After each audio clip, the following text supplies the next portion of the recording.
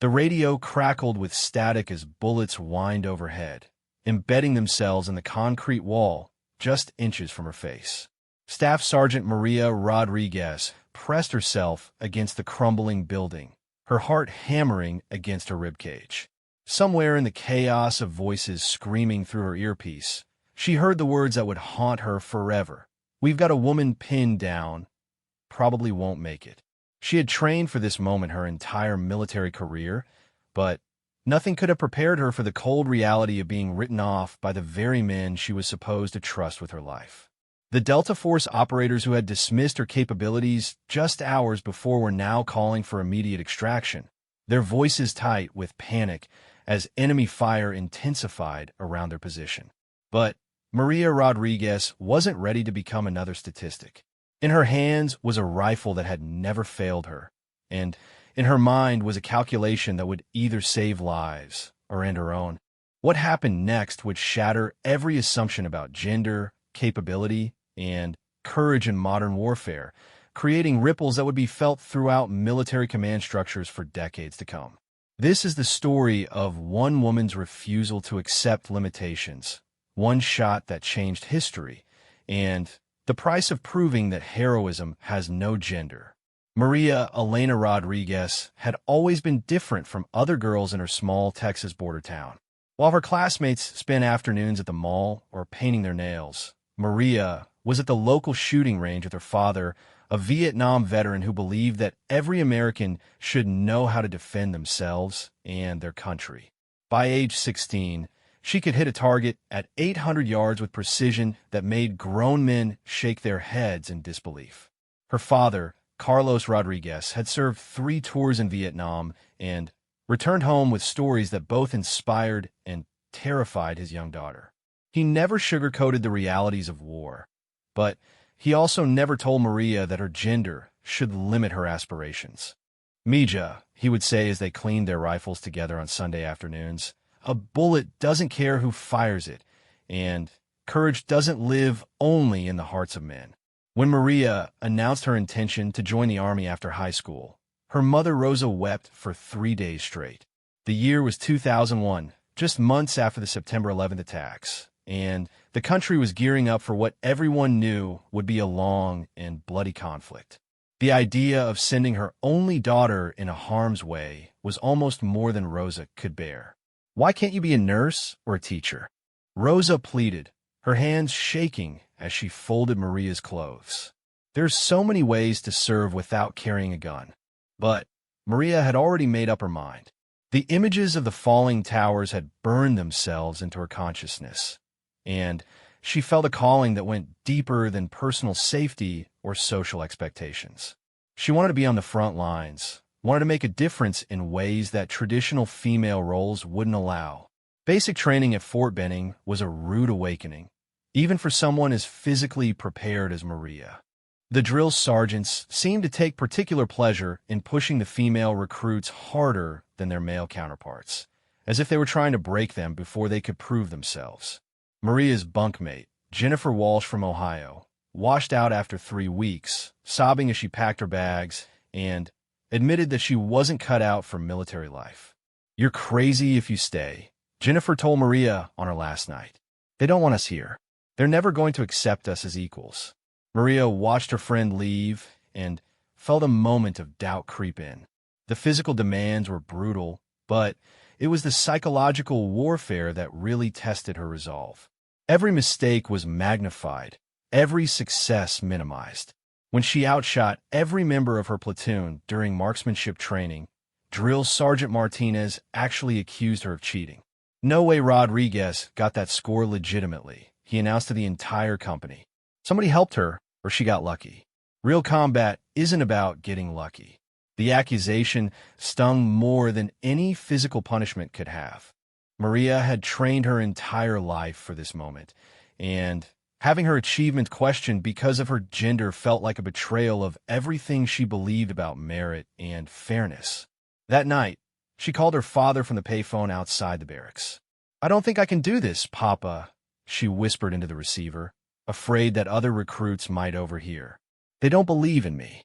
Carlos was quiet for a long moment before responding. "Mija, I didn't raise you to need their belief. I raised you to be so good that their doubt becomes irrelevant. You prove yourself not for them, but for yourself and for every girl who comes after you." Those words became Maria's mantra through the remaining weeks of basic training. She volunteered for extra duty, spent her free time in the gym, and pushed herself harder than she had ever pushed before. When graduation day arrived, she stood in formation with pride, knowing that she had earned her place despite every obstacle thrown in her path. Her first deployment to Afghanistan in 2003 was supposed to be a support role, safely behind the lines providing intelligence analysis and communication support. But the nature of asymmetric warfare meant that there were no safe zones, no clear front lines.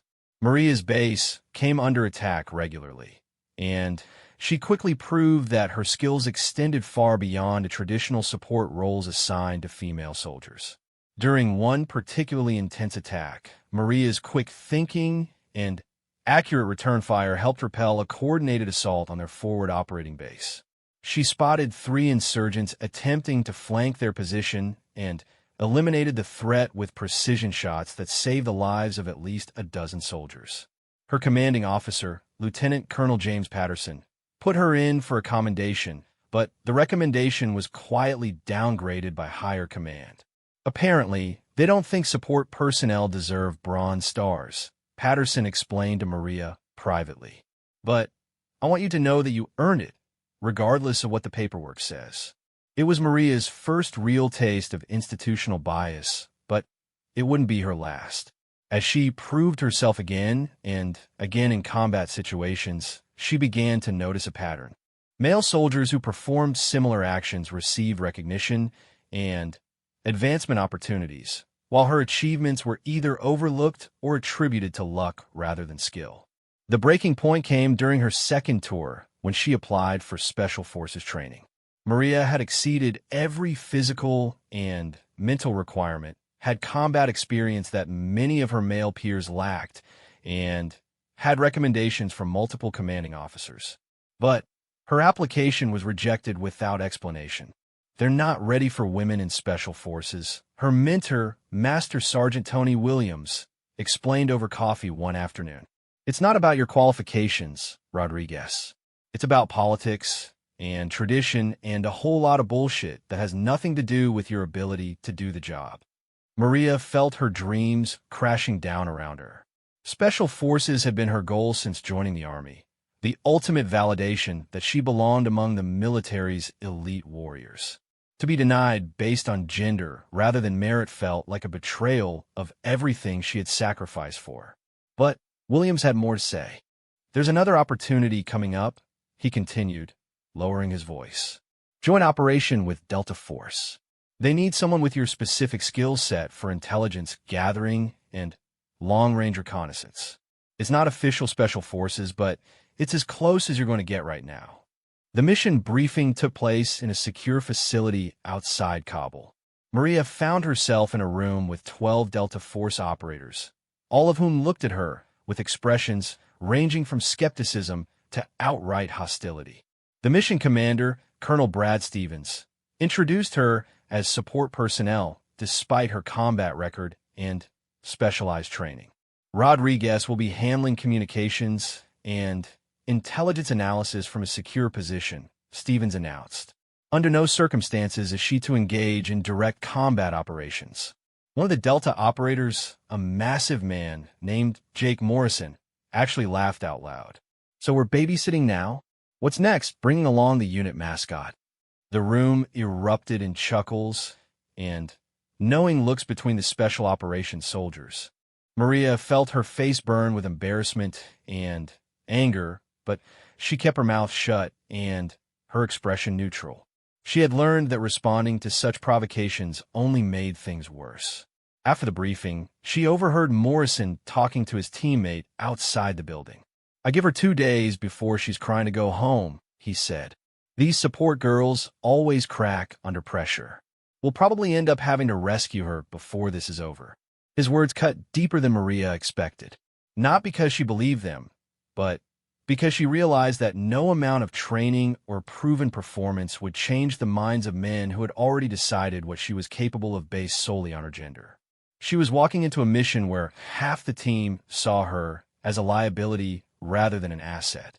That night, Maria cleaned her rifle with the same methodical precision her father had taught her years ago. Each component was inspected, oiled, and reassembled with care that bordered on reverence. This weapon had never let her down, had saved lives, and earned respect in situations where her gender had not. As she worked, she thought about all the women who had served before her, often in disguise or in roles that history had forgotten. She thought about her father's words about courage having no gender, and about the little girls back home who might one day want to serve their country without limitations. The mission would begin at dawn, taking them deep into Taliban-controlled territory where one mistake could mean death for the entire team. Maria knew that she was walking into more than just enemy territory. She was walking into a test that would either validate years of preparation and sacrifice or confirm every stereotype that had been used to limit her potential. She finished cleaning her rifle and held it up to the light, checking the bore one final time. Tomorrow, she would have the chance to prove that heroism wasn't determined by gender, that courage could be found in the most unexpected places, and that sometimes the person everyone underestimates turns out to be exactly who you need when everything goes wrong. The weight of history and expectation pressed down on her shoulders as she prepared for sleep. In less than 12 hours, Maria Rodriguez would begin a mission that would either end her career or transform it forever. She had no way of knowing that within 48 hours, she would be facing a moment that would test every skill she had ever learned and every belief she had ever held about herself. The men who had scoffed at her presence were about to discover just how wrong they had been. The helicopter lifted off from Bagram Air Base at 0430 hours, its rotors cutting through the thin mountain air as it carried 13 soldiers toward what intelligence reports described as a high-value target operation. Maria Rodriguez sat in the cramped cargo area, surrounded by the Delta Force operators who had made their feelings about her presence abundantly clear. The only sound was the rhythmic thump of the rotor blades and the occasional crackle of radio communications between the pilots and mission control. Master Sergeant Jake Morrison sat directly across from Maria, his massive frame taking up nearly 2 seats. Every few minutes, he would glance in her direction with an expression that seemed to question not just her presence on the mission, but her very existence in the military. His teammate, Staff Sergeant Rick Chun, was more subtle but no less dismissive, treating Maria as if she were simply part of the equipment rather than a fellow soldier. The mission target was a compound in the Karangal Valley, a region so dangerous that soldiers called it the Valley of Death. Intelligence indicated that a high-ranking Taliban commander named Assad Rahman was using the compound as a coordination center for attacks against coalition forces. The plan was straightforward. Fast rope into the valley, approach the compound under cover of darkness, capture Rahman and any actionable intelligence, and extract before dawn. Colonel Stevens had assigned Maria to establish a communications post on a ridge overlooking the compound, where she would coordinate with air support and provide real-time intelligence updates to the assault team. It was a crucial role, but one that kept her physically separated from the main action. Maria understood the tactical reasoning, but she also recognized it as another way to minimize her involvement in direct combat operations. As the helicopter descended toward the drop zone, Maria could see the compound through her night vision goggles. It was larger than the intelligence photos had suggested, with multiple buildings connected by high walls and what appeared to be several guard towers. The structure was built into the side of a steep hillside, with natural rock formations providing additional cover and defensive positions. 30 seconds, the crew chief shouted over the rotor noise. The Delta operators moved with practiced efficiency, checking their gear one final time and preparing for the fast rope insertion. Maria had completed the same training countless times, but she had never done it in a combat zone with soldiers who questioned her competence. She could feel their eyes on her as she attached her gear to the rope, waiting for any sign of hesitation or uncertainty. The helicopter hovered 20 feet above a small clearing about half a mile from the target compound. One by one, the soldiers slid down the thick rope into the darkness below. Maria went forth in the sequence, her descent smooth and controlled despite the crosswind that buffeted the aircraft. She landed softly in knee-deep snow and immediately moved to establish a defensive perimeter while the remaining team members completed their insertion. Once everyone was on the ground, the team moved out in tactical formation toward their respective positions. Maria separated from the main group about 200 meters from the landing zone, climbing a steep rocky slope toward the ridge that would serve as her observation post. The terrain was treacherous in the darkness, with loose scree and hidden crevices that could easily cause a twisted ankle or worse. It took Maria nearly an hour to reach her designated position, moving slowly and carefully to avoid making noise that might alert enemy sentries. When she finally crested the ridge, she had a perfect view of the compound below. Through her scope, she could see guards moving between the buildings and evidence of much more activity than intelligence had predicted. Overwatch in position, she whispered into her radio. I count at least 12 tangos in the compound, possibly more in the buildings. This place is more heavily defended than we thought. Colonel Stevens' voice came back immediately. Copy that, Overwatch. Continue to monitor and report any changes in activity. The assault team had split into two groups, with one approaching the compound from the north while the other took position to block escape routes to the south. Maria watched through her scope as they moved like ghosts through the darkness, their movements coordinated and professional despite their earlier doubts about her presence on the mission. For the first hour, everything proceeded according to plan. The assault teams reached their positions without detection, and Maria continued to provide updates on enemy movement and positioning. But as the eastern horizon began to show the first hints of dawn, everything started to go wrong. The attack began at 0547 hours when a northern assault team breached the compound's main gate. Maria heard the distinctive sound of flashbang grenades exploding, followed immediately by automatic weapons fire. Through her scope, she could see muzzle flashes erupting from multiple positions as the Taliban defenders responded faster and more effectively than anyone had anticipated. We've got heavy resistance in the main courtyard. Morrison's voice crackled over the radio. There are way more fighters here than intelligence indicated. Maria watched in growing alarm as the tactical situation deteriorated rapidly. The Taliban defenders weren't just numerous. They were well-trained and well-equipped. Instead of panicking under the sudden assault, they had immediately moved to predetermined defensive positions and begun laying down coordinated fields of fire that pinned down the attacking soldiers. Overwatch, I need eyes on the eastern building, Stevens commanded. We're taking fire from multiple positions and need to know what we're facing. Maria adjusted her scope and focused on the building in question. What she saw made her blood run cold. The structure wasn't just a simple dwelling. It was a fortified position with reinforced walls and firing ports. Worse, she could see fighters moving heavy weapons into position on the roof. Colonel, you've got a PCAM machine gun team setting up on the eastern roof, she reported. If they get that weapon operational, they'll have clear fields of fire on both your assault routes. The situation was becoming untenable. The Taliban defenders had effectively turned the compound into a kill zone, with interlocking fields of fire that made movement almost impossible. Maria could hear the stress in the voices coming over the radio as the assault teams found themselves pinned down with limited options for maneuver. Then disaster struck. Staff Sergeant Chin's voice exploded over the radio in a mixture of pain and panic. Man down. Man down. Morrison's hit bad, and we're pinned in the courtyard. We need immediate medical evacuation. Through her scope, Maria could see the tactical picture clearly. Morrison lay motionless in the center of the compound's courtyard while Chun and two other operators had taken cover behind a low stone wall. But their position was completely exposed to fire from the eastern building, and the machine gun team was almost ready to bring their weapon into action. "We need close air support now." Stephen's voice was tight, with controlled desperation.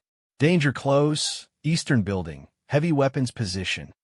But the radio response from air support was not what anyone wanted to hear. "Negative on close air support.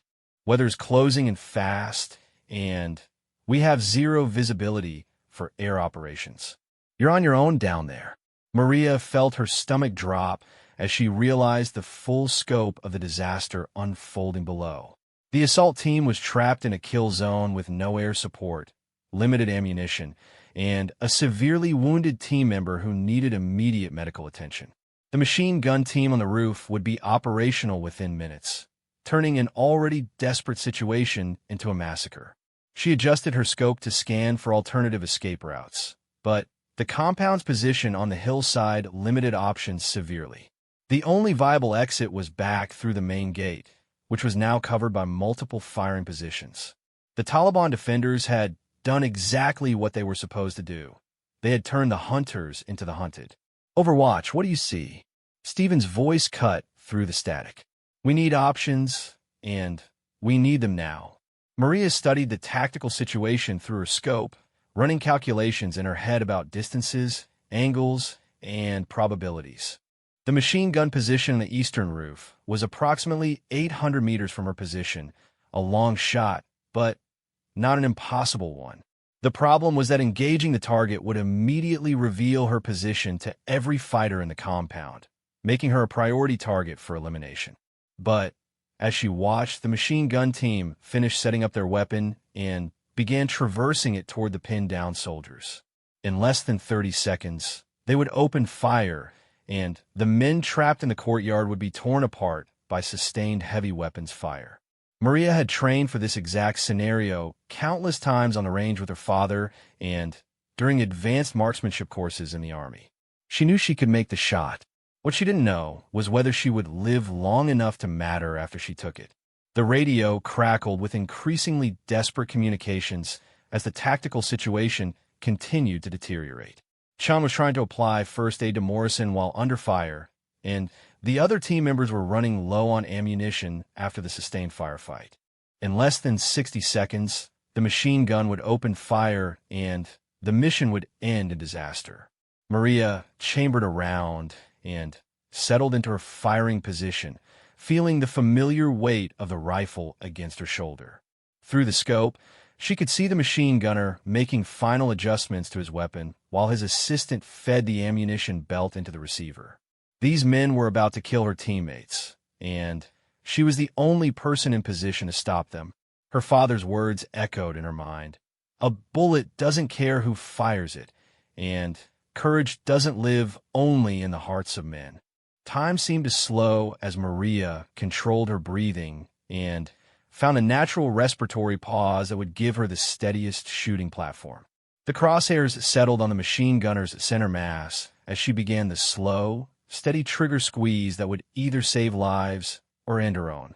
Everything that had led to this moment, the doubt, the discrimination, the constant need to prove herself, faded away as Maria Rodriguez prepared to take the shot that would define not just her military career, but her entire life. The men who had scoffed at her presence were about to discover that sometimes the person everyone underestimates turns out to be exactly who you need when everything goes wrong. The trigger broke with the crisp, clean feel that told her the shot was good before the bullet even left the barrel. The rifle bucked against Maria's shoulder as the shot broke, sending a 7.62 millimeters bullet arcing through the thin mountain air toward its target 800 meters away. For a split second that felt like an eternity, she tracked the machine gunner through her scope, watching as he made final adjustments to his weapon, while completely unaware that death was traveling toward him at over 2,800 feet per second. The bullet struck the Taliban fighter's center mass, the impact throwing him backward and away from his weapon just as he was preparing to unleash devastating fire on the trapped soldiers below. His assistant gunner looked around in confusion for a moment before realizing what had happened, but by then, it was too late. The tactical advantage had shifted in an instant. "Target down," Maria reported into her radio, already scanning for secondary threats. Eastern rooftop machine gun is neutralized. The effect on the battlefield was immediate and dramatic. Without the suppressing fire from the heavy machine gun, the pinned-down assault team suddenly had options for movement and maneuver. Colonel Stevens wasted no time in exploiting the opportunity. All teams, the eastern position is down. Chun, get Morrison ready for movement. We're extracting through the north wall in 60 seconds. But Maria's problems were just beginning. The muzzle flash and sound signature from her rifle had revealed her position to every Taliban fighter in the compound. She could see enemy combatants pointing toward her ridge and beginning to maneuver in her direction. Several fighters had already left the compound and were climbing the hillside toward her position. "Overwatch, we see muzzle flashes on your position," Stevens called over the radio. "What's your status?" "I've got multiple tangos moving toward my position," Maria replied, already beginning to pack up her equipment. "I need to relocate immediately." But relocation was easier said than done. The ridge she occupied was part of a narrow spine of rock that offered limited routes of movement. Behind her was a steep cliff face that would be nearly impossible to descend in darkness. To either side were rocky slopes that would expose her to fire from multiple positions. Her only real option was to move further along the ridge, but that would take her away from the extraction point where the helicopter would be arriving. Through her scope, she could see the assault team moving Morrison toward the northern perimeter of the compound. The big Delta operator was conscious but clearly in bad shape, requiring support from two teammates to move. The extraction would be complicated enough without having to coordinate a separate rescue mission for her. Maria made a tactical decision that would have consequences she couldn't foresee. Instead of immediately falling back toward the extraction point, she decided to buy the assault team more time by engaging additional targets in the compound. If she could keep the Taliban defenders focused on her position, it would give Stevens and his men a better chance to reach the landing zone safely. She identified a group of 3 fighters who had taken position near the compound's main gate, directly on the route the assault team would need to use for extraction. At 750 meters, it was another long shot, but Maria had already proven that distance wasn't an obstacle to her marksmanship skills. The first shot took down the lead fighter, who had been directing the others into defensive positions. The second fighter made the mistake of exposing himself to get a better angle on the compound's courtyard, and Maria's next bullet found its mark with lethal precision. The third fighter, realizing that his position was untenable, abandoned his post and ran for cover deeper in the compound. "Overwatch has cleared the main gate area," Maria reported. "Your extraction route is open." But her success came at a cost. The Taliban fighters climbing toward her position were getting closer, and she could hear voices calling to each other in Pashto as they coordinated their assault on her ridge. Maria estimated that she had perhaps 5 minutes before they would be close enough to effectively engage her position with automatic weapons fire. Colonel Stevens' voice crackled over the radio with new urgency. "Overwatch, extraction helicopter is inbound. ETA 4 minutes. Can you make it to the landing zone?" Maria looked at her map and calculated the distance. The landing zone was nearly a kilometer away across difficult terrain, and she would have to move while under fire from multiple positions. Even if she left immediately, the chances of reaching the extraction point before the helicopter arrived were minimal. "Negative, Colonel," she responded. "I'm heavily engaged here and won't make the primary extraction. Continue mission without me." There was a moment of silence on the radio before Stevens responded. "That's not happening, Rodriguez. We don't leave people behind."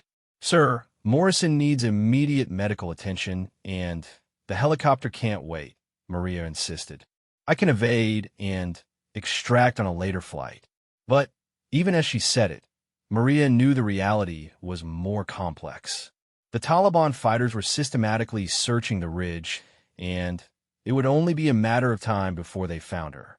She was good, but she wasn't good enough to evade an entire squad of motivated fighters on their home terrain indefinitely.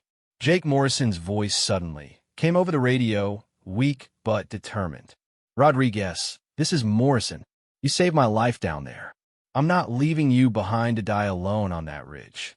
The irony wasn't lost on Maria. The same man who had questioned her presence on the mission just hours earlier was now refusing to abandon her. Combat had a way of clarifying what really mattered, stripping away prejudices and preconceptions to reveal fundamental truths about courage and loyalty. "All teams, hold positions," Stevens commanded. "We're going to extract everyone or no one." Maria felt a complex mix of emotions as she heard those words. Pride that her teammates valued her enough to risk their own lives. Guilt that her decision to engage additional targets had potentially compromised the entire mission. And determination to make sure that her choices didn't result in anyone else getting killed.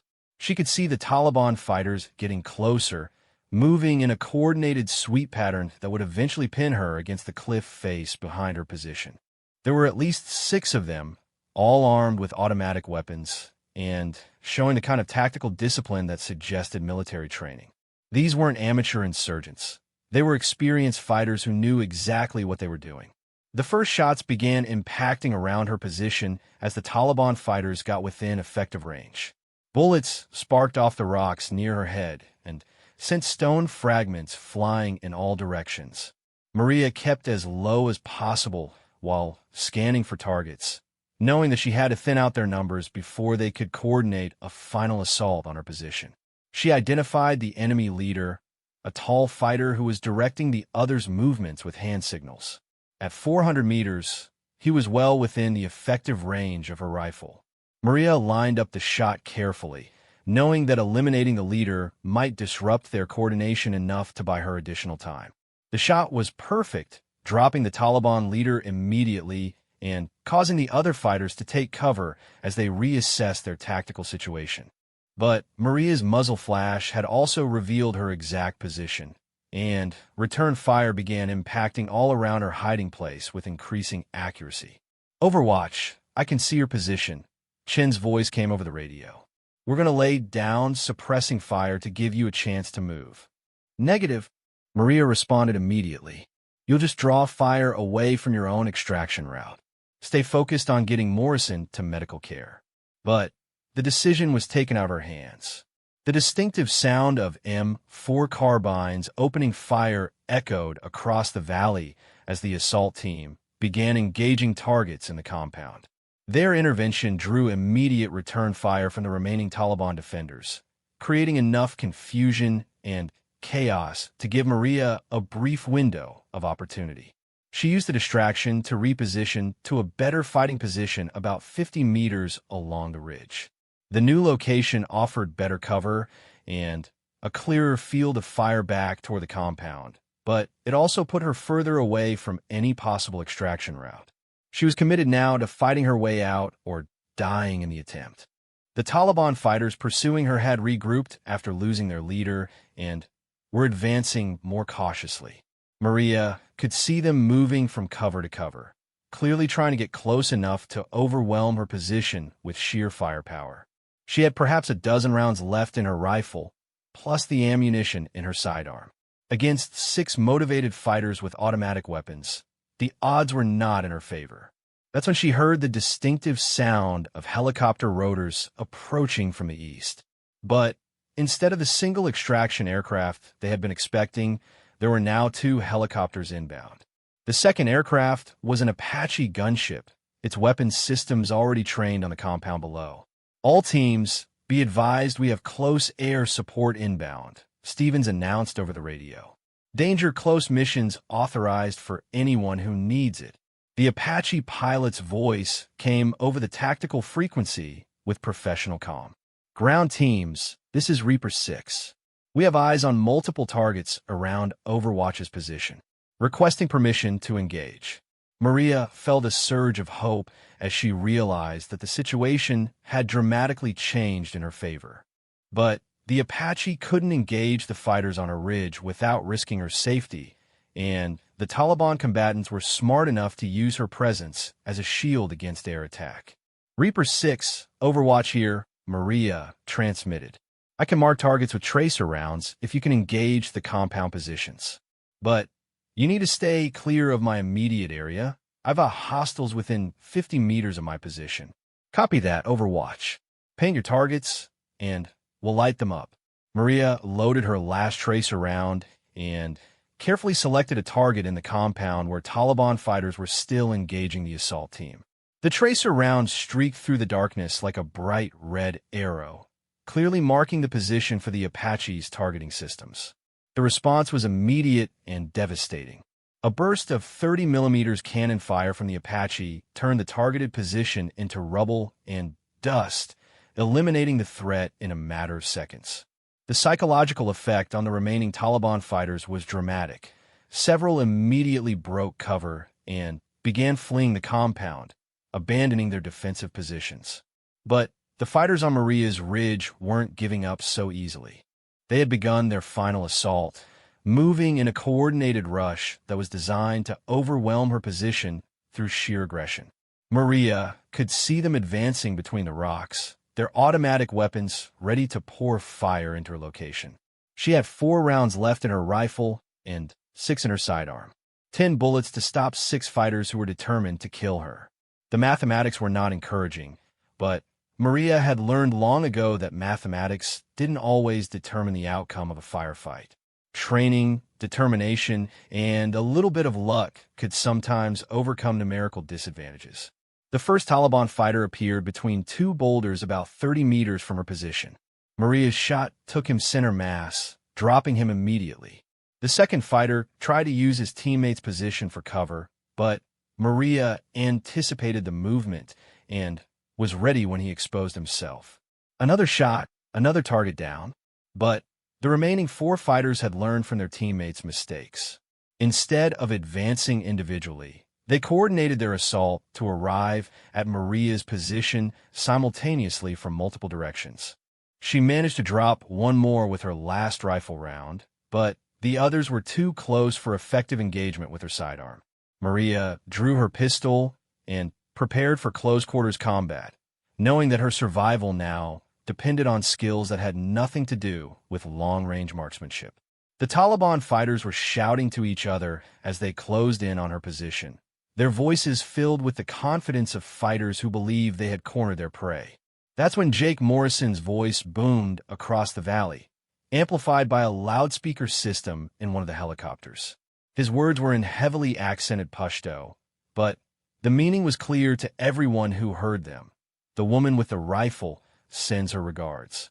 The message was followed immediately by a massive explosion as the Apache engaged the last major defensive position in the compound. The psychological impact on the Taliban fighters pursuing Maria was immediate and profound. The woman they had been trying to kill had just eliminated their entire defensive network with precision rifle fire, and now the full weight of American air power was being brought to bear on their position. 2 of the remaining fighters broke off their assault and began fleeing back down the ridge. The other 2, either braver or more desperate than their comrades, continued their advance on Maria's position. She engaged them with her sidearm at close range, her training and muscle memory taking over as conscious thought became impossible in the chaos of close combat. When the shooting stopped, Maria found herself alone on the ridge, surrounded by the bodies of fighters who had underestimated her just as badly as the Delta operators had when the mission began. She was wounded. A grazing bullet had torn through her left shoulder, but she was alive, and the tactical situation had completely reversed. The extraction helicopter was already on the ground at the landing zone, and the assault team was loading Morrison for immediate medical evacuation. Colonel Stevens' voice came over the radio with obvious relief. "Overwatch, what's your status? Can you make it to extraction?" Maria looked around the ridge at the aftermath of the firefight, then down at the compound where Apache fire had eliminated the last organized resistance. The mission was over, the high-value target was in custody, and everyone was going home alive. Most importantly, she had proven something that went far beyond personal validation. "Affirmative, Colonel," she responded as she began the careful descent from the ridge toward the landing zone. Overwatch is mobile and headed to extraction. As she walked toward the waiting helicopter, Maria reflected on everything that had changed in the space of a single firefight. The Delta operators who had questioned her competence were now looking at her with expressions of professional respect. Jake Morrison, despite his injuries, had insisted on staying conscious long enough to thank her personally for saving his life. But the most significant change was in Maria herself.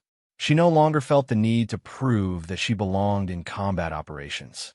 The proof was written in the tactical success of the mission and in the lives that had been saved by her actions. She had faced the ultimate test of a soldier's worth and had not been found wanting.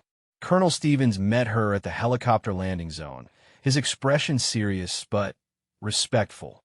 "Rodriguez, I owe you an apology," he said over the noise of the rotors. "And I owe you a recommendation for the Medal of Honor. What you did up there saved this entire mission." Maria nodded her acknowledgement, but said nothing. She was too exhausted for words. And, besides, the results spoke for themselves. As the helicopter lifted off and headed back toward Bagram, she could see the compound below growing smaller in the distance. The Taliban fighters who had survived the engagement would tell stories about the woman sniper who had turned their victory into defeat with a single, perfectly placed shot.